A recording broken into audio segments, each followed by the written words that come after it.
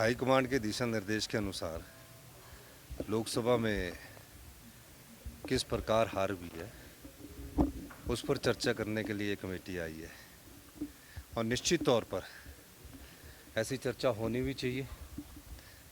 लेकिन मैं हिमाचल की जनता का धन्यवाद करना चाहता हूं कि लोकसभा के चुनावों में 14% के करीब हमारे वोट्स में बढ़ोतरी हुई है और विधानसभा के चुनावों की अगर हम 2022 का देखें तो भी उसमें कम अंतर रहा, लेकिन जो 6 उपचुनाव जीते उसकी परिस्थिति बिल्कुल भिन्न थी।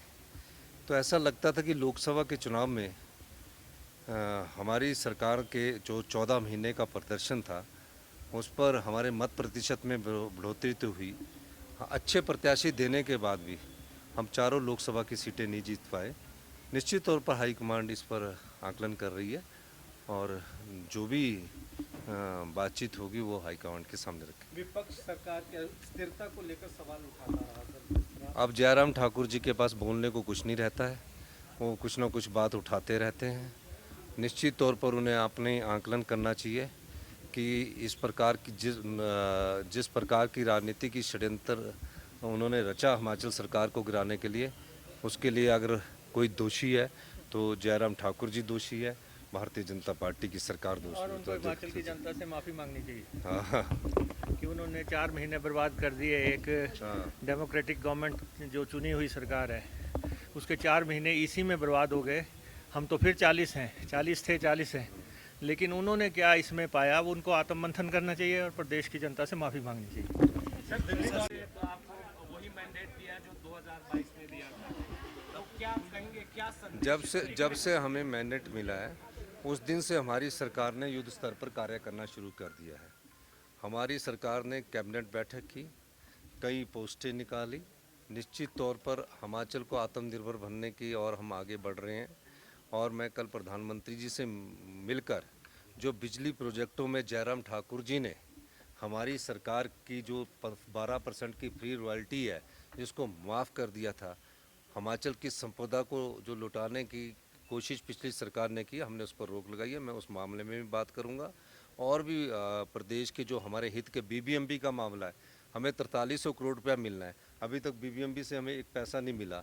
आपदा की राहत मिलनी है जो कि निश्चित है, बजट के अनुसार होती है, पीडीएनए बोलते हैं, पोस्ट डिजास्टर नीड असेसमेंट, जो हमारा आपदा के बाद भारत सरकार से हमें राहत मिलनी चाहिए, वो भी नहीं मिली। इन सब बातों पर मैं बात करने जा रहा हूँ।